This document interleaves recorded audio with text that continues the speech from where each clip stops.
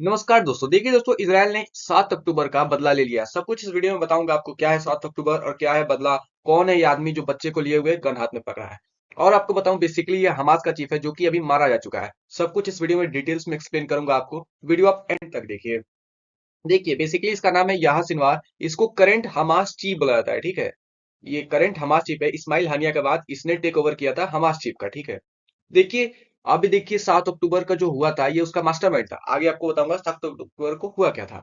अब बहुत सारे सस्पेंस में आ गया आर्टिकल से, क्या वो मरा है या नहीं मरा है, क्योंकि इससे पहले भी कई बार अफवाहें आ चुकी हैं कि यहाँ सिनवार मर चुका है, लेकिन वो मरा नहीं था। अभी देखिए, 3 वीक पहले, 18 दिन पहले मैंने भी एक आर्टिकल को कवर कर लिया था कि वो मर गया है या नहीं मरा है। मैंने उसमें सस्पेंस क्रिएट किया था, क्योंकि इजराइल डिफेंस फोर्सेस आईडीएफ ने, मतलब वो मना भी नहीं कर रही थी कि मरा है और कंफर्म भी नहीं कर रही थी कि नहीं मरा है। तो ये सस्पेंस में था। तो ऐसे 3-4 बार पहले भी मतलब अफवाहें उड़ाई जा चुकी हैं कि यहाँ सिनवार मर चुका है। लेकिन अभी हाल ही में आपको बताऊं, मेगाट्रॉन सहित मतलब मोसाद कमेंट्री हर जगह ये बताया जा रहा है कि यहाँ सिनवार एलिमिनेट हो चुका है, और ये बात सही भी है। यहाँ सिनवार इस बार एलिमिनेट हो चुका है। आप यहाँ फोटो देख सकते हैं, बेसिकली यही है यहाँ सिनवार, और यहाँ पे आईडीएफ के फोर्सेस है, इजराइल डिफेंस फोर्सेस के। देखिए, अब इसमें भी सस्पेंस होने लगा, क्या वो सिनवार है या नहीं। तो सिनवार का बकायदा डीएनए मैच कराया गया है, ठीक है। जब ये डीएनए कंफर्म हो गया, तब बताया जा रहा है कि हाँ, ये मारा जा चुका है। यहाँ पे देख लीजिए। उसके बाद पोर्टुश president of the United States Joe Biden भी आते हैं और बकायदा फुल स्टेटमेंट रिलीज करते हैं। Here is my full statement, बकायदा तब पता चलता है कि हाँ, यह सिनवार इस बार निस्तानाबूद कर दिया गया है इजराइल डिफेंस फोर्सेस। देखिए, आप यहाँ पे देख रहे होंगे, मतलब कि इसराइल जो है ना, जितने भी टॉप मोस्ट लीडर हैं, ईरान से एसोसिएट्स हैं, हिजबुल्लाह जो भी हमास है, सभी को निपटा रहा है। यहाँ तक ईरान के प्रेसिडेंट को भी इसी ने मारा है। बातें खुल के सामने आती नहीं है, लेकिन कुछ कुछ आर्टिकल्स पता चल जाता है, कुछ कुछ आर्टिकल्स, फॉरेन आर्टिकल्स जो लीक कर देती हैं बातें। तो मेरे को भी पता चला कि जो ईरान में जो हेलीकॉप्टर क्लैश हुआ ईरान प्रेसिडेंट का, बेसिकली उस समय पेजर अटैक हुआ था। उस समय जो था ना, ईरान के प्रेसिडेंट पेजर रखते थे, और उसी पेजर अटैक से हेलीकॉप्टर का बैलेंस बिगड़ा, और वो और फॉरेन मिनिस्टर मारे गए। तो बातें धीरे धीरे सामने आती हैं, लोग उस पर ध्यान नहीं देते हैं जब पुरानी बातें हो जाती हैं। तो अभी देखिए, बाकायदा सारे लोगों को ये एलिमिनेट किया जा रहा है। तो इसलिए किया जा रहा है ना, क्योंकि वहां पे वो न्यूक्लियर पावर है, कहाँ पे, मिडिल ईस्ट के अंदर, और मिडिल ईस्ट के अंदर इसको यूएस का सपोर्ट है, बेसिकली यही बात है। और आपको बताऊं, ईरान इसलिए सह रहा है ना, क्योंकि ईरान वेट कर रहा है न्यूक्लियर का। अब बहुत सारे स्टेटमेंट्स ऐसे आ रहे हैं, आर्टिकल्स ऐसे आ रहे हैं कि आने वाले 1 से 2 महीने के अंदर ईरान अपने आप को न्यूक्लियर कंट्री घोषित कर लेगा। खैर, जो भी होगा मैं आपके बताऊंगा, जो भी अपडेट होगा, क्योंकि हम लोग प्रशांत धवन तो है नहीं कि भविष्यवाणी कर दे। क्योंकि आगे होने वाला क्या है किसी को कुछ नहीं पता। अभी मेरा ही 4-5 घंटे बाद क्या होगा किसी को कुछ नहीं पता। तो हम लोग आगे के कुछ नहीं बोल सकते हैं, ठीक है। जो आर्टिकल्स है उसी पे खिलाफ, उसी के सबूत से चलेंगे, उसी के बाद से चलेंगे हम लोग। अब देखिए, सबसे ज्यादा लोग खुश हो रहे हैं ना यहाँ सिनवार के डेथ की वजह से, क्योंकि देखिए, हिटलर जो था ना, वो 6 मिलियन ज्यूज को मारा था। और 6 मिलियन ज्यूज का जब नरसंहार हुआ था, उसके बाद यहाँ सिनवार ने 1200 लोगों को मारा।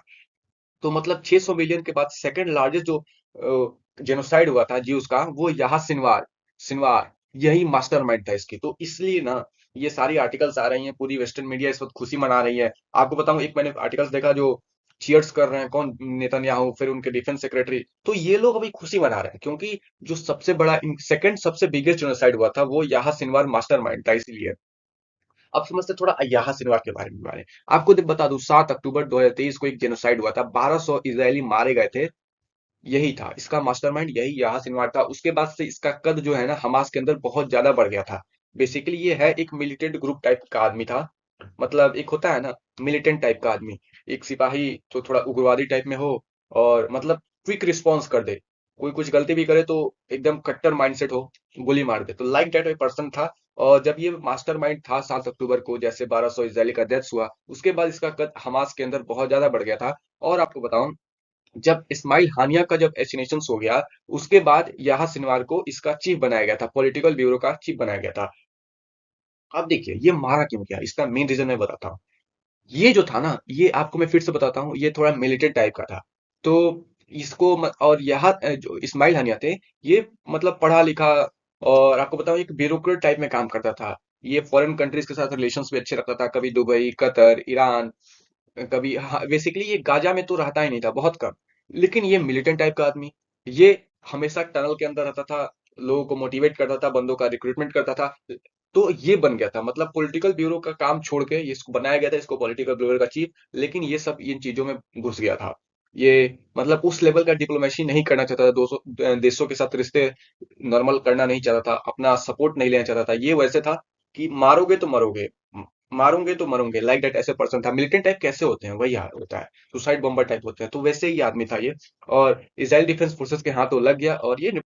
अब देखिए उसी में एक शॉकिंग इंसिडेंट सामने ये आता है कि United Nations relief and work agency, जो यूनाइटेड नेशन का एक विंग है, ठीक है, एक यूनाइटेड नेशन का एक भाग है, जो फिलिस्तीन के, जो फिलिस्तीन रिफ्यूजीज हैं, जो ईस्ट में है, ईस्ट में जो रिफ्यूजीज हैं, उनको ये सपोर्ट प्रदान करता है, खाना पानी, ह्यूमैनिटेरियन एड, मेंटेनेंस, फिर जो भी ह्यूमन राइट सपोर्ट करता है, इंपॉवरमेंट देता है, टीचर बनाता है, पढ़ाता लिखाता, जो भी कुछ भी काम करता है। और उसमें जो ये है कि इसमें इसका एक डुप्लीकेट पाया गया, ठीक है, डुप्लीकेट, इसके पास एक पासपोर्ट पाया गया, आईडी प्रूफ पाया गया, जिसमें इसको एक टीचर बताया गया। यूनिट यहाँ देखिए, UNRWA टीचर। तो यहाँ पे सामने ये बात आती है, वेस्टर्न मीडिया ये क्लेम कर रही है कि यूएन, यूनाइटेड नेशंस, देखिए विंग तो यूनाइटेड नेशन का ही है, तो यूएन सपोर्ट कर रहा है किसको, हमास टेररिस्ट को सपोर्ट कर रहा है इसराइल के अगेंस्ट में। तो बातें यहाँ से ये खड़ी हो जाती हैं। सारे हमास के तो सारे पॉलिटिकल चीफ मारे गए। तो अब इनसे पूछा गया कि क्या आप वार को एंड करेंगे, तो इन्होंने बोला कि नहीं, गाजा वार अभी तक। अभी देखिए, इनका प्लान है ना कि गाजा को दो भाग में, नेतन्याहू का प्लान है, वो वार खत्म करने वाले नहीं है अभी, जब तक वो हमास को पूरी तरह से एक एक बंदा को नहीं निपटा दे, तब तक वो खत्म करने वाले नहीं है। देखिए हम ये, अब इनका प्लान है कि गाजा को दो भाग में बांटेंगे, और जो मिलिटेंट्स हैं उनको ढूंढ ढूंढ के मारेंगे।